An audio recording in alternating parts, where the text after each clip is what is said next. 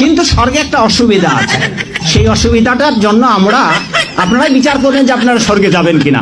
স্বর্গে, সঞ্জয় বাবু, স্বর্গে একটা অসুবিধা আছে, সেটা হচ্ছে কি, যে যেই পরিমাণ আপনার ক্ষুধা লাগবে স্বর্গের দেবতারা এই পরিমাণ আপনাকে খেতে দেবে না। ওখানে সুন্দর সুন্দর পাকা ফল আছে, কিন্তু গাছের ডাল থেকে ছুটে আপনি খেতে পারবেন না। ক্ষুধার ঠেলায় আপনি জল খেতে যাবেন, ওই সরোবরে নদীতে যে স্রোতস্বিনী ধারা আছে, ওই জল আপনি হাতে উঠে খেতে পারবেন না। তো ওখানে যারা স্থায়ী দেবতা আছে, ওরা যা খাইতে দেবে আপনার তাই খেতে হবে, ফলে স্বর্গীয় শান্তি নেই। জান্নাতের সবচেয়ে বড় বিষয়টা কি?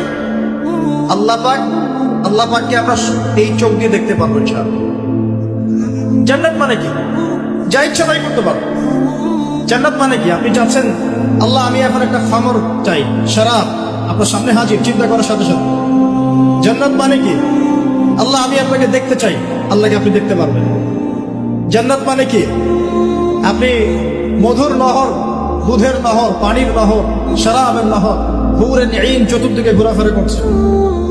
একজন নিম্নমানের জান্নাতি, মানে সবচেয়ে শেষের দিকে যারা জান্নাতে যাবে, তাদের সাথেই দুজন করে হুরেন ঈন, আহাল পরিবার তো আছেই, গিলমান, পানপাত্র নিয়ে চারপাশে ঘোরাফেরা করে।